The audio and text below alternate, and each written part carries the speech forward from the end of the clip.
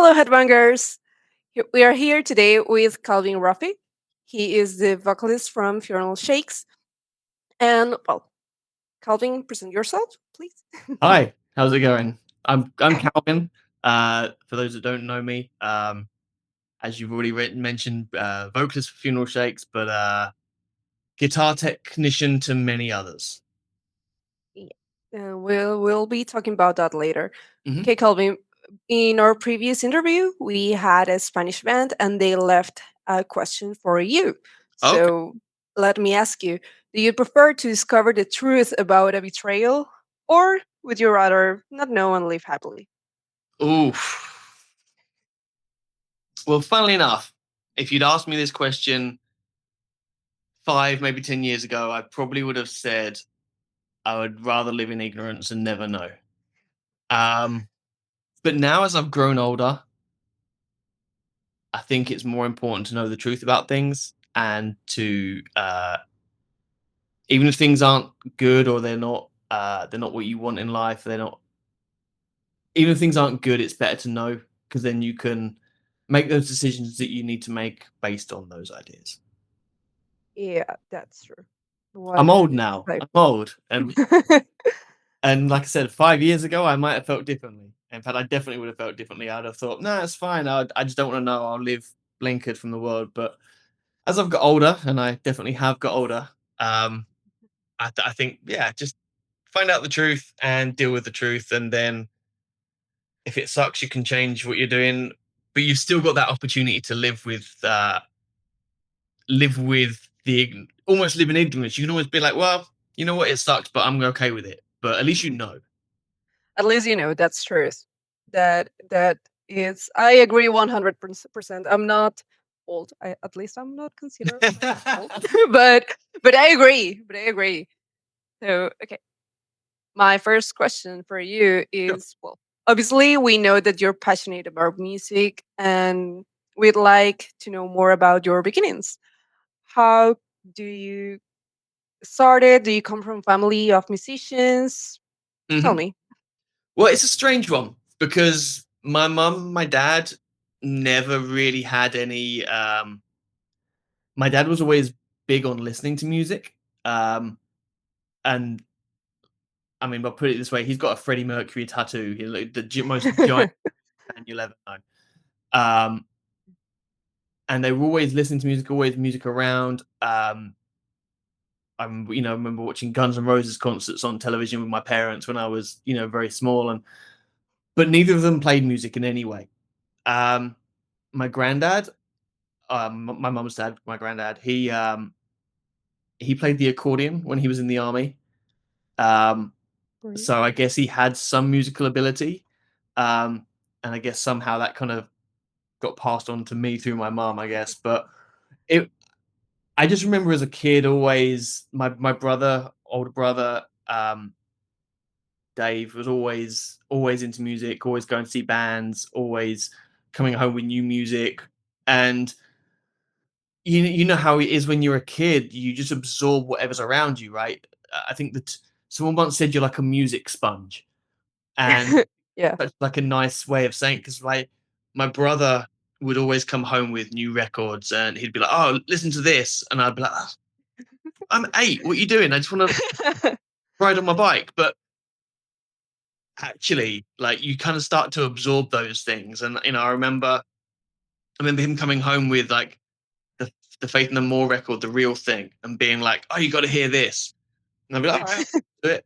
And it just blowing my mind, being like, "Wow, whoa, what is this? Like, it's heavy, but there's keyboards, and this guy's singing like he's crazy, and what?" And it wasn't like what you were raised on as like an ordinary 8-year-old, you know. So having an older brother, and he's 13 years older than me, so Oh, okay. he was a big influence on me in at least my musical tastes. Yeah, I can understand that. I am an older sister actually, so my Great. brother is the one that is the sponge. Mhm. So he grew up listening to things that I listen to. So I understand your question. I Right. imagine that it really like planted a seed on your taste, as you mentioned. Yeah, for sure. And from there, again, it's all kind of goes back to, I guess now I've never really thought about it like this, but like my mum and dad were big Queen fans and would they went to the Queen Freddie Mercury tribute concert when that happened in 92 or whenever it was. And I remember like I wasn't old enough to go, but my brother was old enough to go. So my brother went and my mum and dad went, and I was at home at my nan and granddad's house and being like old enough to know that you're annoyed that you're not there, but also old enough to understand that you're not old enough to go. And Yeah. and I remember watching it, and I still get excited thinking about it. Like I remember watching it and turning it on, and I was at my nan's house, and the first band that played on it were Metallica. And Metallica come up, and the first song they play is "Enter Sandman." Like if it was Wow. 92, I'd have been like 9 years old or something silly. Like 9-year-old Calvin hearing like Enter Sandman in front of 80,000 people that are all going crazy and just being like, whoa, whoa, this is like, and seeing Jason Newsted with his head and he's like head banging and like hairs everywhere. And I'm like, this is like nothing I've ever seen before, but also like it's just ticking every box of everything I ever want to do in my life in the future. Like, that's what I want to do. I want to be Jason Newsted standing in front of 80,000 people playing Metallica songs. That's and since then I've just been like, wow, okay, that Yeah, it's there's something about it, and I don't know why. I don't know what it was that connected, whether it was the energy or the aggression or the heaviness or just like the impact it had on the people, but something in that moment definitely made me realize that live music is where I wanted to head. that is amazing. That's amazing. I understand you 100%. So, with everything that you're telling me right now, at what point in your life did you begin to take music more seriously? Did you consider to make that a career? um well, there's a bit of a sad sort of turn to this one, but I guess I started to take it more seriously as a career path when I was around, I think I was 17. And I'd started playing in bands. I got my first guitar when I was 13. Um, One of my dearest friends, a guy called Mark, um, he lived like directly opposite me. Like, so I lived at number 26, he lived at 29, and the two of us would like ride bikes. And he got a guitar, so I got a guitar, and we'd play in the bedroom, and we'd learn Pantera riffs or Metallica songs, or whatever. And the two of us kind of grew up, and we played in bands together, and and would go to concerts together, and the two of us would just spend a lot of time together. And we had a sort of a friendship group in the town that the nearest music venue was at, and a sort of large group of us would sort of get together and hang out every sort of Friday, Saturday. And it was all very like we'd played in bands, but nothing was serious. You know what I mean? It was just kids in bedrooms making noise together. But sadly, this is where the sad part comes. Sadly, one of our friends, a guy called Stephen, he passed away. Sort of tragic event, and it was then I kind of woke up and was like, well, what am I going to do with my life, and how am I going to sort of take life seriously, because it is fragile and it is short, and it's all going to go in the blink of an eye. And when I think back to that moment, I remember it like it was yesterday, but I'm nearly 42 and it's flown by, and I'm like, it goes by so fast. And I was like, well, how am I gonna make live music my life and my income and what I do from here on in? So I went to the venue that we would go to, the music venue. It was called Bedford Squires, a place that I love with all my heart, Bedford Squires. And it was the place that Mark and I and a bunch of our friends would go to concerts at. And I went to them and was like, I'd like to arrange a concert for my friend Stephen that passed away. And they were like, okay, well, when are you thinking? I was like, well, it's going to be a year since he passed. I'd like to sort of mark the day he died with a concert, bringing his friends together. And he was like, the promoter at the venue was like, no, I don't think that's a good idea. And I was like, well, why not? And he was like, well, honestly, what do you know about running a concert? And I was like, honestly, I don't know anything about running a concert. But He was like, all right, well, if you want to learn, be here on Friday at 5 p.m. I was like, okay. So Friday, 5 p.m. rolls around. I turn up at the music venue, and he's like, right, there's a band out here. I need you to bring all their musical equipment in. So I'm like, okay. I go and pick up amps. I pick up guitars. I carry them into the venue. He's like, good, yeah, cool. He's like, here's a shopping list. I need you to go to the supermarket and buy all the items on this shopping list and bring them back. He's like, and try and spend as little money as possible. I'm like, okay. So, I go to the supermarket, I come back with the things. He's like, cool, well, wait around, you can watch the concert, and then at 11 o'clock, I need you to help carry the band's gear out of the venue again. I'm like, okay, I can do that.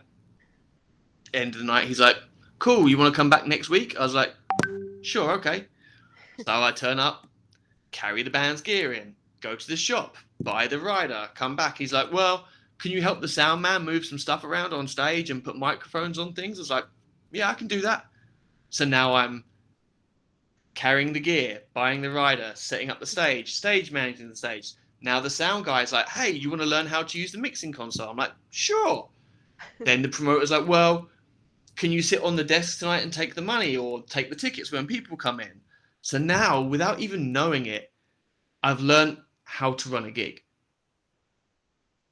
And the promoter says to me, Neil, he says, you can have your Friday night if you want it. I was like, I would love it. So then I arranged this show. I booked a band called Lightyear to play, and Lightyear and I have crossed paths thousands of times since, and they're now really good friends of mine. And Lightyear played. We have a great show. We make a bunch of money for charity. And now when I think about the way Stephen died and Stephen's passing, I tie it in with positive things rather than negative things. Stephen didn't die, at least for me, in vain, because whilst I didn't know where my life was heading, when Stephen died, I started to take it a whole lot more seriously, and I started to think, well, I'd like to work in music, and that opened at least the door in my brain to me working in music.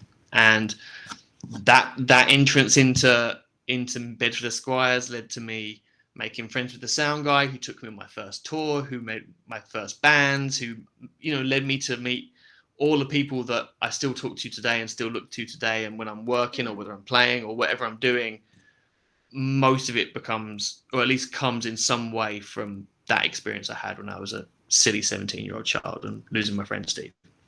Sure, it really did change the trajectory of your life. Completely. So, 100%. 100%. I would yeah. say it's the single biggest life-changing moment of my life, for sure. Well, that's really deep. And well, you were talking about obviously your first gig, but also what was your first project, and how long did it last as like your project as a musician? Oh, well, are we talking like bedroom kind of first project? Or are we talking sort of serious I project? think more serious project, yeah. Okay. Because I mean, my first band wasn't very good. So again, it's funny because it ties back into the last person I was talking about was my friend Mark, and we had a band together called the Smoking Hearts, which a little punk rock band. I say little punk rock band. We ended up sort of getting signed worldwide, and we went to Australia and we played the Soundwide Festival. We came to America and played South by Southwest. We did a whole couple of European tours and did a whole bunch of shows. But again, it started with Mark and I and a friend Simon and some other friends just being like, all right, let's play something loud and fast. And again, it was just, again, I said this to my friend. My friend has a kid here in Nashville, and they were moving. And before he moved, he was like, "Can you look at my guitar and help me make it work?" And I was like, "Yeah, of course I can." And I was saying to him, I was like, "Pick it up.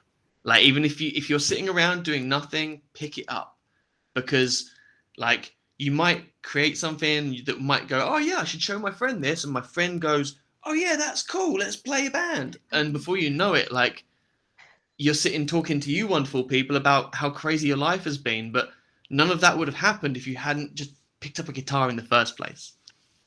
So I just think, One little like for me, like Mark had a guitar, and I wanted a guitar, so I got a guitar, and the two of us played guitar together. And all these years later, we find ourselves in a van traveling around Europe together in a punk band, and we got to do cool stuff, cool fun stuff, and you know. That's great. That really sounds great. Like small actions really can also begin new projects. And well, you were talking. This was your first serious project, so I wanted you to tell us more about Funeral Shakes. Are you currently active? How was the perception to your self-titled album? Until Fuel you. Shakes isn't active. I live in Nashville now, and that's a very much a sort of project with British people. Oh. Yeah, it came on the back of when Smoking Hearts kind of decided not to do anything else. Like the singer Ben had a child, Mark had a child. Our drummer, funnily enough, from Smoking Hearts, is now a professional golf player. Like he plays golf on the PGA, so like good work, man. Oh. Yeah. Um, and the two of us that were left, Simon and I, were like, well, I still want to play some music. And Simon wrote a whole bunch of very good songs, and we recorded them at home, demoed them out, and sort of showed some people that liked it. And we're like, okay, I guess we should make these a real band. And we got Lee from Gallows to play drums, and our friend M from Nervous to play guitar. And we made this cool album. I think when I look back at that album, I'm really proud of it because it was the first time I'd ever been a singer. I'd never really wanted or tried to be a singer. Like I said, I wanted to be Okay. instead banging my head to playing Metallica. That was, Okay. but we didn't know any singers, so I had to sort of step up and learn because Simon didn't want to either. So we made that record, and I'm really proud of it. Yeah, I was listening to it earlier, and I was like, "Oh, this sounds really great." I haven't heard of you before, so that was really really great for me, at least. Oh, good. And yeah, well, of course, you mentioned that you didn't want initially to be a singer. So tell me, what is your profession nowadays? What are you Well, working on currently? I kind of touched on it a little in the intro. Yeah. I'm a guitar technician, and it's something I've kind of done. I kind of did it before I was in bands, or at least proper bands. Like um, working in the music venue, I sort of realized that every band came through would have or a lot of bands that came through would have a guy with them that looked after their guitars and helped them set up stuff. And I thought, yeah, I could do that. That looks great, and you get to go to different places every day and just have a hand on a guitar every day. I mean, I'd love to stand on stage and play the guitar every day, but let's be realistic. Then whilst picking up a guitar can lead you to being on stage in front of 50,000 people, not everybody that picks up a guitar is lucky enough to do that. And I very much was aware that there's a good chance I won't be one of the 50,000 people in front of 50,000 people. There's a good chance that my special skills are over here. And it's funny because I think back to when I was a kid at school, I'm left-handed. And Oh. the music department at school didn't have any left-handed guitars. They only had right-handed guitars, and I could take one and I could put the strings on it the other way up, and that was the guitar that I. And I think Oh, back to okay. that, and I'm like, well, I guess I've always kind of been a little bit of a guitar technician because I've always had to find solutions to problems that you don't know exist until they exist. And I guess I've always been pretty good at that. So when I realized from bands coming through the music venue I worked at Esquires, or whether it was, on the first tour I went on with the sound man from Esquires, Simon, it was, oh, bands have a guitar technician. I know about guitars. I play the guitar. I know a bit about them. I can set one up. I can plug it in and make sound come out of the box. Sure, I could do that. And I decided that was kind of the career path I was going to go down.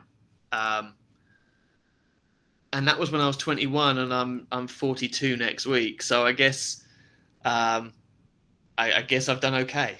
Yeah, you've done great, really. And well, you've worked for a lot of Mhm. well-known bands. So tell me, how is that? It how is that currently happening? Um, well, I mean, like I said, I've worked for lots of different bands. To name a few, I've worked with anyone from like Ghost or Avenged Sevenfold to Bullet for My Valentine. Um, I worked with, a Rolling Stones once. I've worked in all kind of crazy scenarios. I've worked with Sam Smith. I've worked with, oh, too many to name. I'm looking at my wall of laminates. And I'm like, oh yeah, I did that. Satyricon or the Wild Hearts or I'm just looking at. I'm like, wow, I did some country music with Jelly Roll and Dierks Bentley. I'm like, wow, I did tour with. So I've been very lucky. I've had some very nice people that want me to work with them, and I can't tell you that it makes a difference to me who I'm working for with regards to how much effort I put in. So I do some repairs here at home in Nashville, and I was telling you about my friend whose child, her kid, he's like 15 and he wanted his guitar looking at. I give that the same attention as I would to Sinister Gates guitar, for example. Like it's Sure. because I think you should try your best no matter what, and it doesn't matter to me if the person I'm working for is playing to 100,000 people or 100 people. Like my job is still the same. Like my job is still to make sure that the person who's holding the guitar feels comfortable and feels happy, and I don't want them to have to think about anything, whether it be their amplifiers or their fractals or their pedals or their guitar. I want them to just be thinking about their performance and the way in which they can deliver what they want to deliver to the crowd of people that have come to see them. I don't want them to be thinking about anything else. That's for me to worry about. Like I Right. just think from here on, that give me your guitar and I'll give it back to you when it's your turn to worry about it. And here you go. Here's your guitar. Have fun. Go and entertain. Because again, maybe it's because I've been there as a player, but when you're thinking about other things, you're not thinking about the crowd that's in front of you. Like if you're thinking, oh, I think there's something wrong with my guitar, or there's something wrong with my amp, or there's something wrong with my pedal, or you suddenly disconnect from the audience. Sure. And all of a sudden, those people that are paying to watch you are watching someone that's not thinking about them. And And people for can me, tell. yeah, you can tell, and Yeah.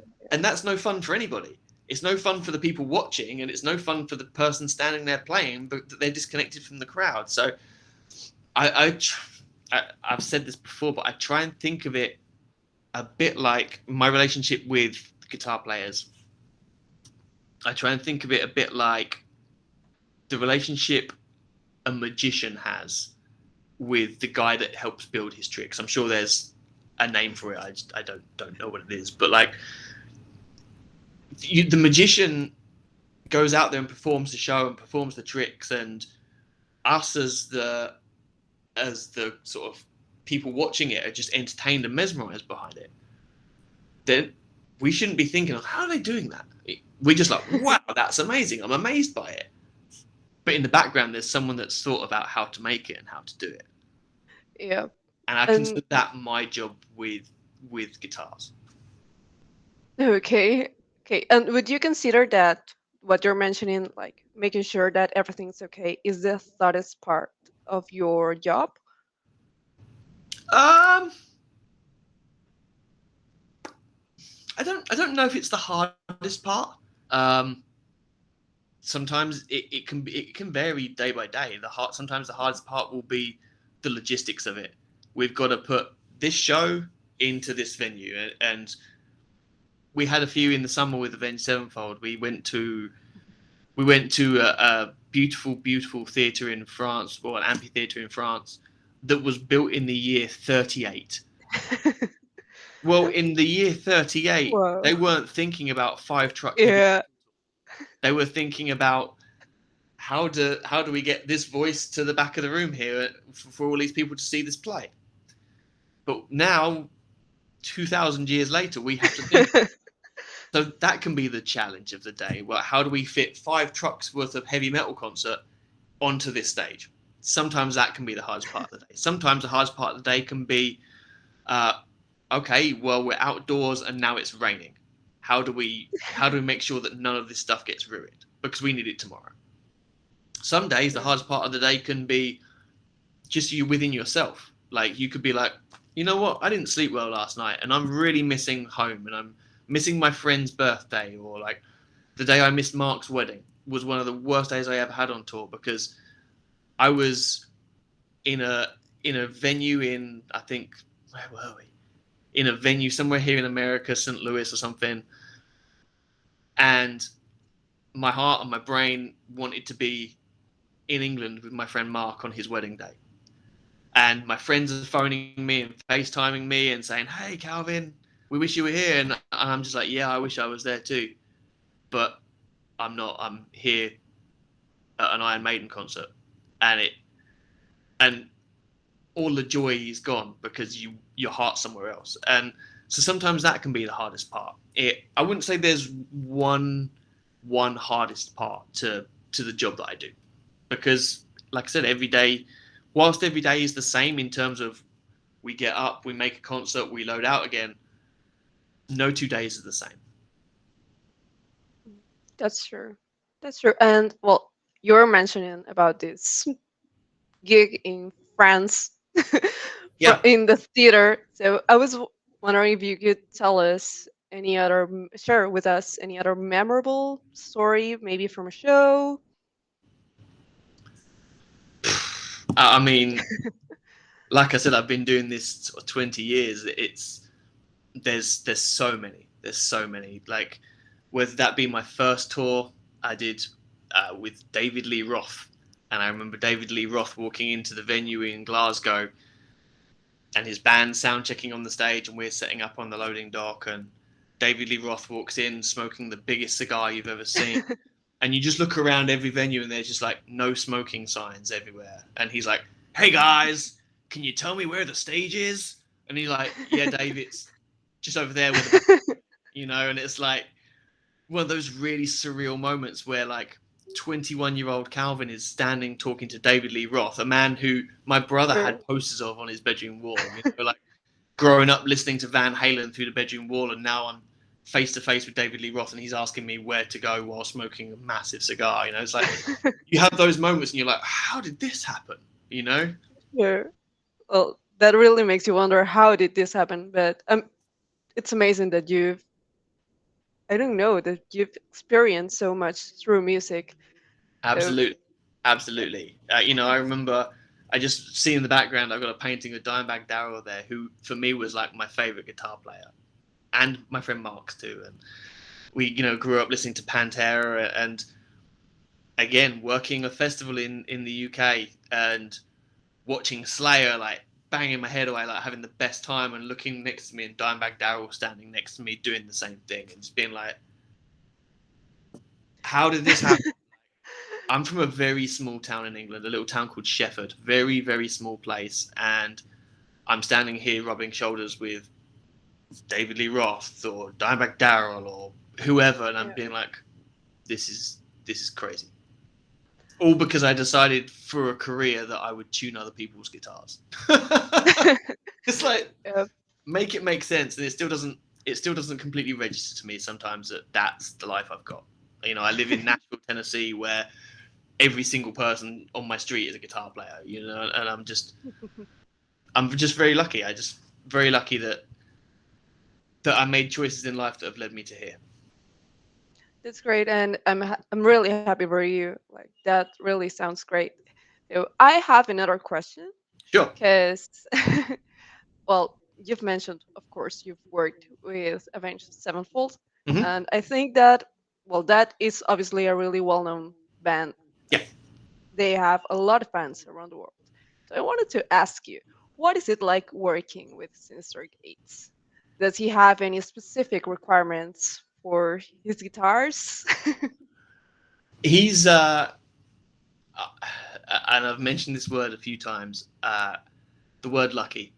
I would consider myself so lucky that I work with Brian or Sinister Gates. He's a sweetheart, absolute sweetheart, and I think he brings a certain challenge because, say for example, I'm going to use the Ramones as an example. If you were Johnny Ramone's guitar tech, and that's a great job I would have loved to have had, by the way. If you had been Johnny Ramone's guitar tech, there's a good chance that he's going to hammer the hell out of frets 1 to 7, but probably nothing much after that, right? Whereas with Sinister Gates, I know that he's going to play every single note of every single fret of every single guitar. Like, whether that be a 6 string or a 7 string, he's going to play all 24 frets on every string because he has that ability and he's that creative and I can't really say enough nice things about Sinister Gates. Um, there are certain challenges. The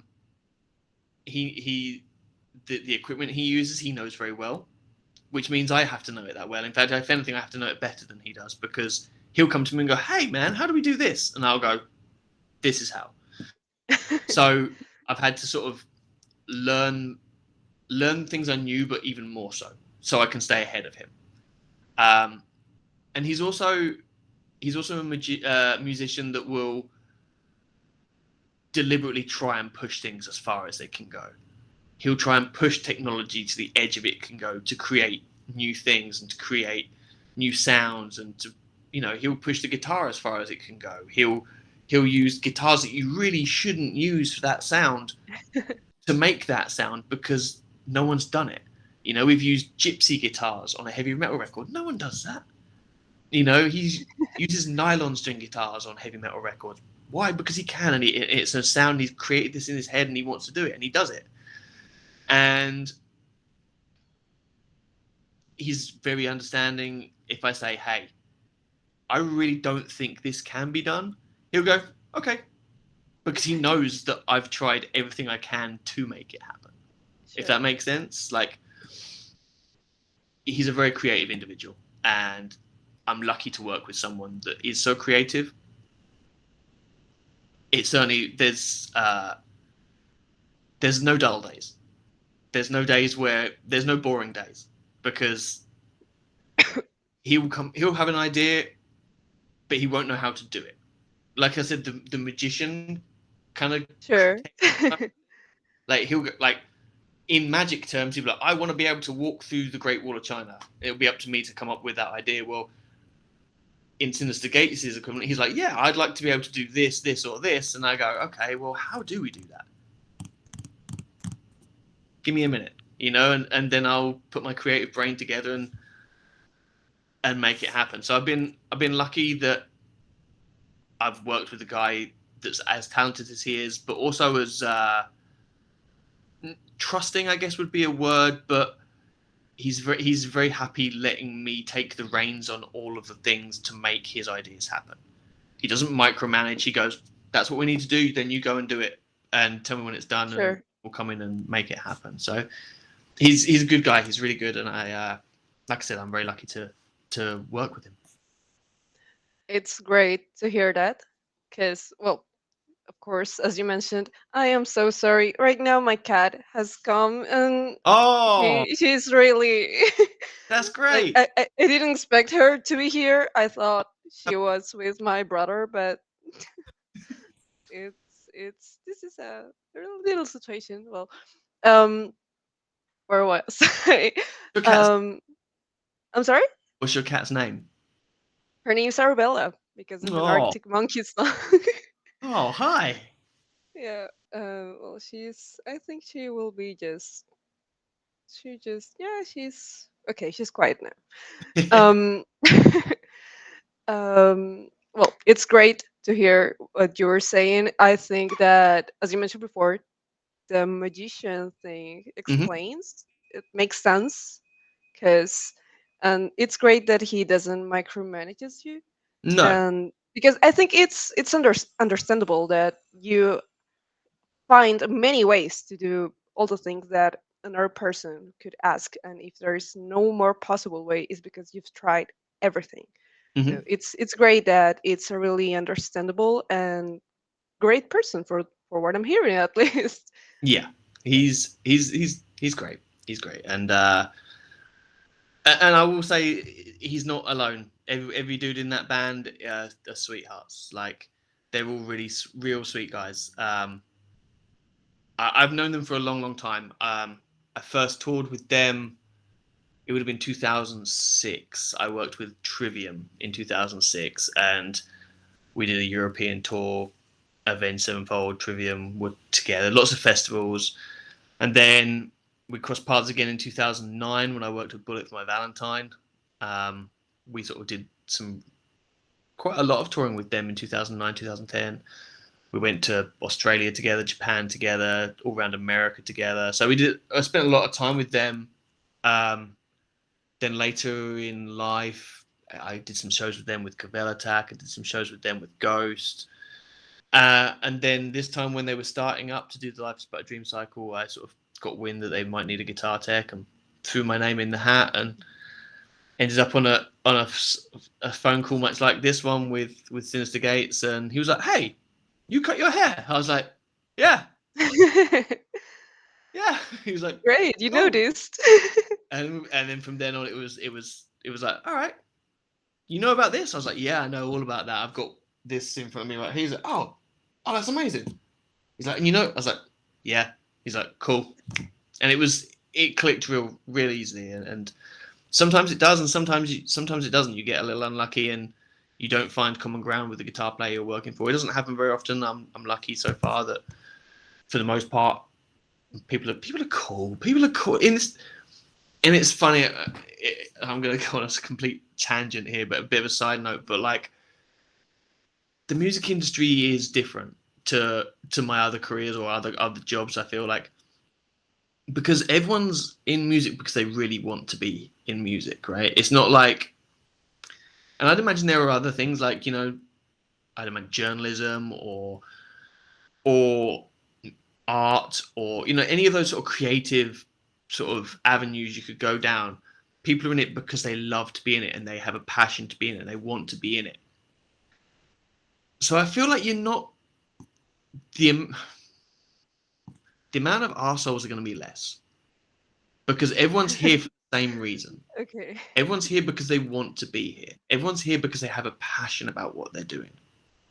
And I'm not saying there aren't any, but there's a lot less, I feel, than I would say that in your standard, say you work a 9 to 5 office job, everyone's there because they need money. Not everyone not everyone cares about the job they're doing. They care about the job they're doing, but how excited can you be about administration or banking or about finance or any of those Yeah. things? Like who really grows up as a kid and go, yeah, I really want to work in a bank. You don't do that. You look at sports stars, or you look at musicians, or you look at artists or creatives or movie stars, and you think, yeah, that's what I want to do. Or at least I did. I wanted to be Jason Newsted.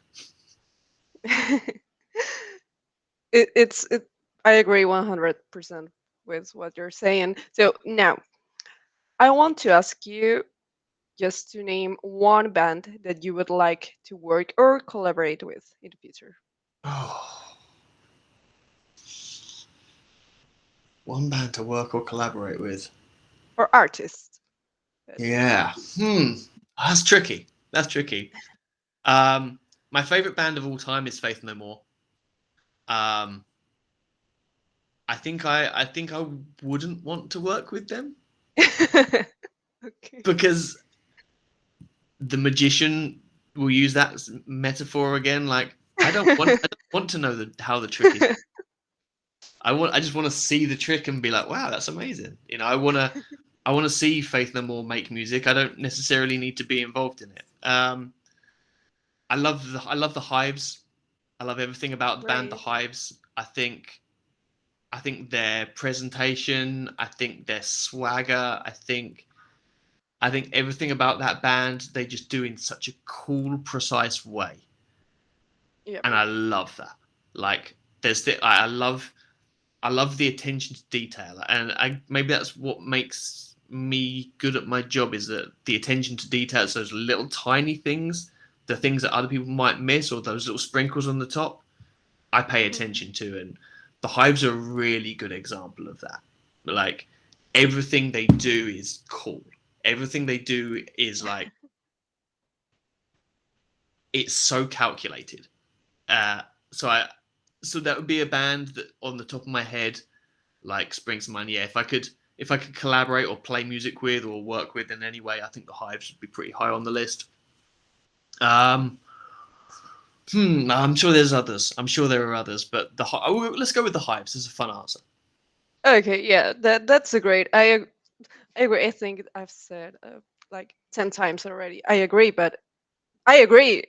Yeah, So like yeah, I agree. I cannot disagree. So I the Hives, understand everything that you're saying. I will be seeing them in January actually, and great. I'm really excited about it. Yeah. Okay. They just do.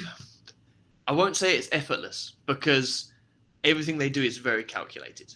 Like whether that's the way they present themselves on social media or in interviews or on stage, it's all very precise and it's all very well thought of. And I'm sure it comes naturally to them now because they've been doing it for so long. But like, it's so deliberate, and I really enjoy that attention to detail. And yeah, I just think they're a cool band, and they only do cool stuff.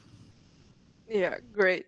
Okay. To wrap it up, I would love for you to leave a question for our next guest, who will also have to answer it as you Okay, did at the beginning of the all interview. right. Who can I ask who the next guest is? No. So this is just a random question, let's say. All right. All right, I'm gonna go with the one I like to lead over at parties. Uh, you could only keep one.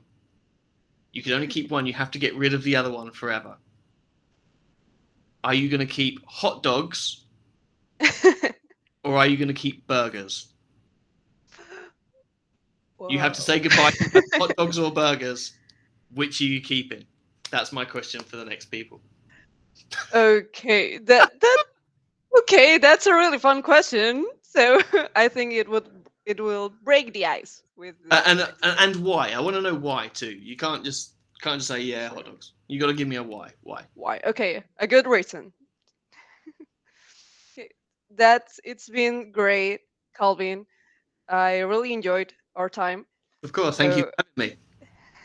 thank you for giving us your time. It's been great, really. Thank you. Of course.